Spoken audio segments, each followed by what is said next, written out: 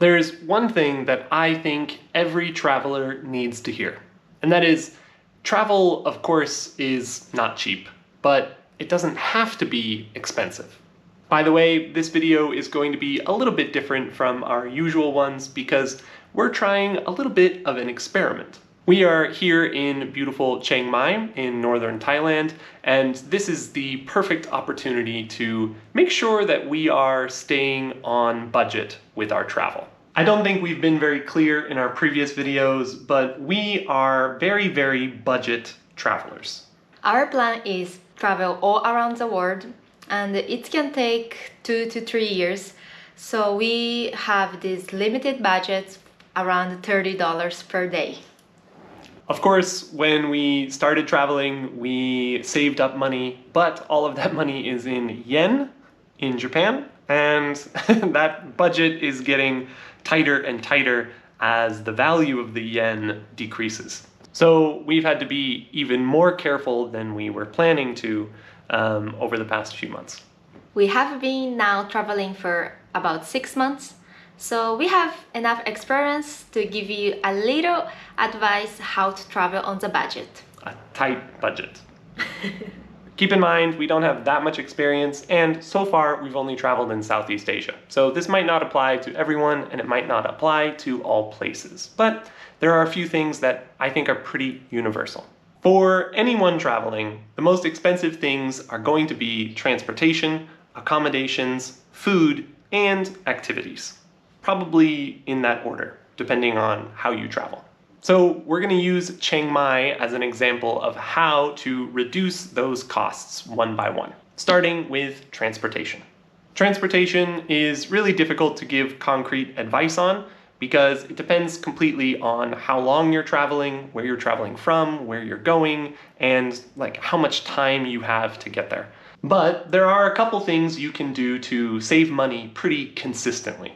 First of all, we are traveling slowly. So we avoid flights as much as possible. For example, we came from Malaysia to Thailand, and instead of flying from Kuala Lumpur to Bangkok, we went up through Langkawi and took a ferry over to mainland Thailand.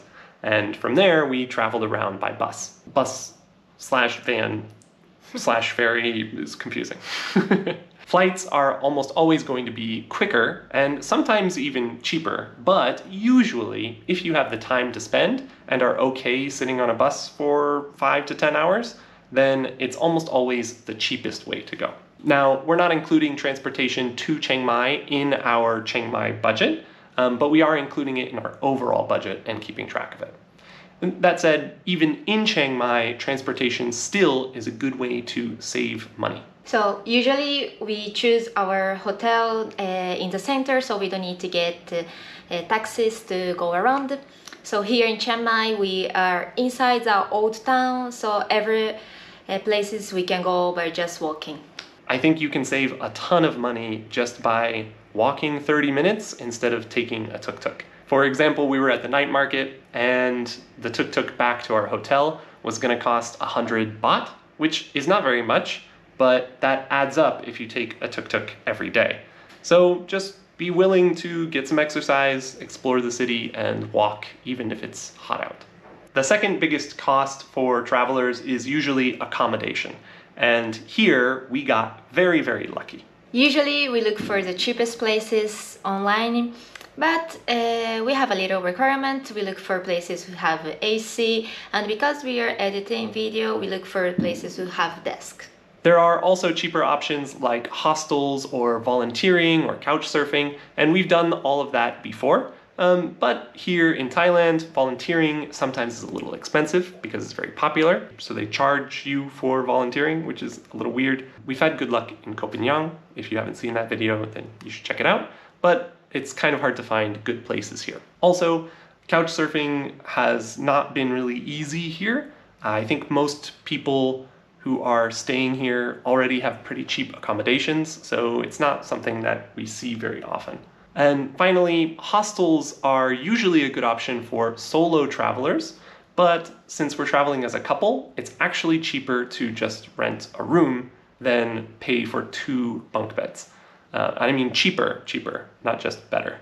So Yeah, we haven't stayed at very many hostels unless we've been volunteering, like in Langkawi. That said, it's not always easy to find a good place for a good price, but here in Chiang Mai, we got really lucky. This is Sakura House, and it's pretty nice. So the basic room is pretty normal. We've got a big bed, we've got a little desk. Outside, we've got a little table and a couch this time, and a big fridge, which is nice, and hot water. Yeah, and something to really cook, but we have hot water. Yeah, and at least we have a sink out here. And this separate toilet, wow. And glass like Japanese style. The owner is Japanese, the Sakura house. So yeah, he was speaking all in Japanese the whole time. We have a tub! Oh! Woo! Oh my god. For like 1,700 yen per night. Yeah, for like less than, what is that, 15? Less than $15. Less than $50 per night. Almost $10. Oh my god, so nice. Now, the third biggest expense is almost always food. And this is really difficult to balance because you're, instead of spending a lot all at one time, you're spending a little bit here and there every day, multiple times a day, and it's kind of hard to keep track. But there are some things that you can do, some routines that you can use to really lower your costs. We usually try to eat out only once a day. We have lucky here in our hotel. We have a free coffee and free banana for the breakfast, and we buy bread and peanut butter, and that is our usually breakfast. For lunch, we went outside. Here in Chiang Mai, it's easy to find a meal less than 100 baht per person. If you want pad thai is even cheaper, is about 50 to 60 baht per person. That's why you usually end up eating a lot of pad thai. Or fried rice, which is about the same price. But sometimes we do spend a little bit more if we see something interesting that we haven't tried in a while or want to try something different. If we're still hungry after going out, then we usually end up eating something really cheap. Near here where we're staying, there isn't a grocery store or anything like that, at least not that we found. We did go to one grocery store, but it was actually really expensive. Yeah, it was fancy one, like the shopping mall near airport. So. They had like sushi and smoked salmon and stuff like that. So instead, This salted egg one is the Trevor favorite. And I usually like it. Just seafood, creamy cup noodle. Oh, those ones we got at home, though. Those ones on there.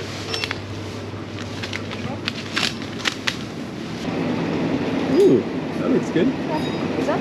Let's try it. So for today, we got our usual haul. Some cup noodle. Yes. This one is the one we have been eating. But today we finished a video, so we got to reward ourselves. These are about 20 baht each. Yeah. You can spend a little bit more and get some Lunchbox. Bento. microwave food. This one is the one we get like already 4 or 5 times. Fried pork fried rice. Yeah, it's really good. This is our first time trying some noodle, fried noodle. Yeah. Now you have to be a little bit careful because with the microwave food, some of them are like almost as expensive as pad thai. So these ones are 40 baht. Yeah. And 39, yeah. 39. Something. Mm-hmm. So it's still cheaper, but yeah. Cheaper than most pad thai. Yeah. All right, let's dig in. Let's try. Gotta get our veggies. Gotta eat healthy. Strong. Like kale or spinach. That was pretty good. Now, obviously, this is not the healthiest option, and many people are probably going to say it's not the cheapest either. 7-Eleven is more expensive than, for example, cooking at home. But we don't have a kitchen here, and if we were going to get a place with a kitchen, we would probably spend more than we save from cooking. So for now, at least here, this makes more sense. That said, if you want to help us eat even healthier and better, we did just launch a Patreon. You can find a link down below, or just go to Juli and Trevor at patreon.com and you'll find us. So if you'd like to support us, help us eat a little healthier, and just join us on our journey, then we would really, really appreciate it. Every tier includes early access to our videos, and they'll be ad-free on Patreon. The higher tiers also include a little behind-the-scenes content and some special videos. Plus, for our highest, for now, tier, we are going to send you a postcard from whichever country we are in that month. So I'm actually really excited about that. I would love to do that for everyone. We do it for our families right now, but I'm always looking for postcards to send to more people. Yes. So come join us over on Patreon if you'd like to help support our trip. Now, the final expensive item on most travelers' budget is activities. And this is the easiest thing to reduce costs on, but it's also kind of feels the worst. Wherever you go, there are going to be kind of expensive, fun activities to do. Here in Chiang Mai, for example, it's usually ziplining or visiting the elephants or doing cooking classes, things like that. And I think, personally, if you are just here for a short vacation, it's a great thing to do. But it's also really easy to save a lot of money by just not doing those expensive activities. They usually end up costing about 1,000 to 2,000 baht, or $30 to $60 per person. And although they're really fun, there's a lot of other things you can do in any city for free. Here in Chiang Mai, we have a lot of fun exploring the city and visiting temples. We haven't gone to any in Chiang Mai, but it's also a lot of fun to just visit a museum or two, art museum or history museum. And no matter what city you're in, there's usually some free activities to do. We're gonna play some Warhammer. I'm excited. Oh wait, no, I can't do it. I say 200.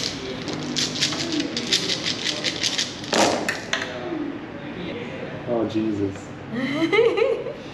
I think the main thing to keep in mind is that it depends on what your goal for travel is. Since our goal is to see as many places as possible and learn about the local place and the local culture, doing something like island hopping tour is not really a high priority for us. It's fun, but it doesn't help us accomplish that goal. If your goal is to just enjoy a short vacation, then of course you should take advantage of those activities while you can.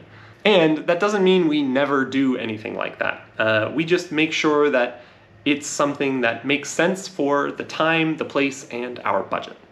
I think a lot of people, when they're traveling, feel a pressure to do something fun and unique every single day. We've certainly felt that way in the past. But in the end, the most memorable times for us have always been the times when we're meeting new people, not necessarily when we're going and doing a fun new activity.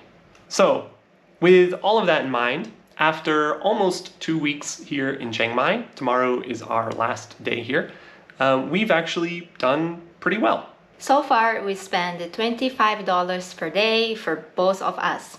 That's including transportation, food, accommodations, and even some little extra things like shampoo and stuff we needed to get. So, since we've been doing a good job about staying under budget, even though we probably should just keep that savings set aside, we're gonna break a few of our rules tonight and go get some really good food from a restaurant that we've heard about, and maybe go out a little bit and enjoy ourselves, because we deserve it. Yes. So, in the meantime, thank you very much for watching. Please like, subscribe, and comment, and if you haven't done so already, check out our new Patreon. And see you at our next destination. ciao. Ciao.